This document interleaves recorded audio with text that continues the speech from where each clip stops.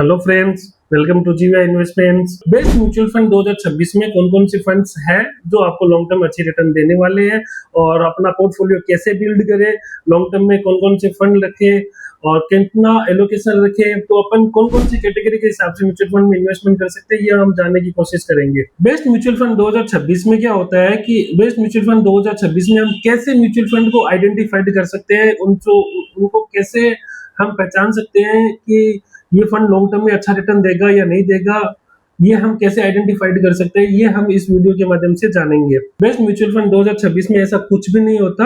हमें रिसर्च और एनालिस्ट और आपके जो एडवाइजरी है, म्यूचुअल फंड एडवाइजरी, उनके थ्रू 4-5 साल में पोर्टफोलियो का एनालाइज होता है, रीबैलेंस होता है, तब जाके बेस्ट म्यूचुअल फंड की कैटेगरी आपके पास में बनती है। वो कैसे बनती है वो आपको मैं बताता हूँ। आपके पोर्टफोलियो में कैसे हम 5 फंड को सिलेक्ट करें वो आपको मैं थोड़ा सा बताता हूँ। सबसे पहले अपन म्यूचुअल फंड में large cap, mid cap, small category, ये 3 कैटेगरी होती है अपने इंडिया में स्टॉक मार्केट की। लार्ज कैप क्या होता है? लार्ज कैप 20,000 करोड़ से भी ऊपर होता है, वो लार्ज कैप कैटेगरी में आती है। मिड कैप कैटेगरी कौन सी होती है? जो 5,000 करोड़ से लेके 20,000 करोड़ के बीच में जो मिड कैप कैटेगरी का मार्केट कैपिटलाइजेशन होता है, वो 5,000 करोड़ से 20,000 करोड़ के बीच में आती है। और जो रिमेनिंग 5,000 करोड़ से नीचे की जो कंपनीज है वो सारी स्मॉल कैटेगरीज में आती है। तो हमें पोर्टफोलियो के अंदर लार्ज कैप, मिड कैप और स्मॉल कैटेगरी ये रखनी है और एक कॉन्ट्रा फंड रखना है। कॉन्ट्रा फंड क्या होता है? कॉन्ट्रा फंड का जो फंड मैनेजर होता है वो मार्केट के अगेंस्ट बाइंग करता है। जैसे कि मार्केट अभी टूट रहा है, मान लो काफी टूट रहा है, तो जो शेयर तेजी से बढ़ रहे हैं, जो कम टूट रहे हैं, जो तेजी से बढ़ रहे हैं, उनमें वो बाइंग करेगा। और मार्केट सपोज डेट बढ़ रहा है, काफी दिनों से बढ़ रहा है, 6 महीने से, 5 महीने से या 2 महीने से या 1 महीने से जो मार्केट बढ़ रहा है, तो जो शेयर टूट रहे हैं उनमें वो फंड मैनेजर बाइंग करेगा। तो ये कॉन्ट्रा फंड आपके पोर्टफोलियो में होना चाहिए, ये एंटीबायोटिक का काम करता है। तो बेस्ट म्यूचुअल फंड में ऐसा होता है कि आप कैटेगरीज के हिसाब से चॉइस कीजिए कि कौन सा म्यूचुअल फंड कैसे हमें लेना है। अपने एडवाइजरी से पूछिए कौन सा म्यूचुअल फंड कैसे लेना है और वो गाइड करेगा आपको पूरा का पूरा। तो म्यूचुअल फंड कैसा होना चाहिए वो आपको कैटेगरी में बता देता हूँ। बेस्ट म्यूचुअल फंड 2026 में कैटेगरीज वाइज कौन से म्यूचुअल फंड है। सबसे पहले लार्ज कैटेगरी का आप फंड चूज कर लीजिए।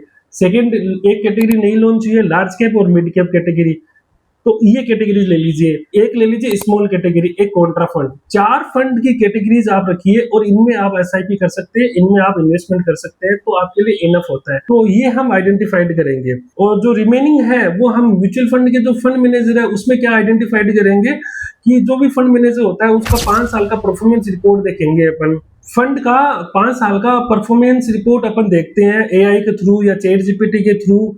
म्यूचुअल फंड हम देखते हैं, आइडेंटिफाइड करते हैं, तो 5 साल का, 10 साल का बैक टेस्टिंग डाटा हम देखते हैं और उसके बेसिस पे अपन फ्यूचर में ग्रोथ होती है। तो ऐसा कुछ भी नहीं है चैट जीपीटी या फिर किसी से भी माध्यम के, आजकल एआई का जमाना है, कहीं से भी आपको 5 फंड या 10 फंड निकाल के दे देंगे, वो नहीं है। तो आपको रिटर्न जो बढ़िया मिलेगा, जो अच्छा वाला रिटर्न मिलेगा, वो अपने एडवाइजरी के साथ मिलेगा, उनके साथ आपका पोर्टफोलियो बिल्डिंग होगा और कैटेगरीज के हिसाब से आपको इन्वेस्टमेंट करना है, ना कि फंड की परफॉर्मेंस देख के आपको इन्वेस्टमेंट करना है। कैटेगरी सबसे इंपॉर्टेंट चीज होती है। कैटेगरी जैसे मैंने आपको बताया, उस कैटेगरी के हिसाब से आपको इन्वेस्टमेंट करना है। और रही बात फंड मैनेजर की, तो फंड मैनेजर हम कैसे सिलेक्ट कर सकते हैं? उस फंड का फंड मैनेजर 5 साल का, उस फंड मैनेजर का फंड परफॉर्मेंस रिपोर्ट देखिए, फंड मैनेजर की कंसिस्टेंसी रिपोर्ट एक बार चेक कर लीजिए, उस फंड का एक्सपेंसेस रेशियो क्या है वो एक बार अपन को चेक करना है, उस फंड का रिस्क मैनेजमेंट कितना है वो हमें चेक करना है, और एएम साइज उस फंड का कितना है वो हमें एक बार देखना है। तो ये 5 कैटेगरी, ये 5 फंड के पॉइंट होते हैं, उस फंड मैनेजर के 5 पॉइंट होते हैं, तो ये हमें आइडेंटिफाइड करना है और हमारा पोर्टफोलियो बिल्ड हो जाएगा लॉन्ग टर्म में। Thank you so much.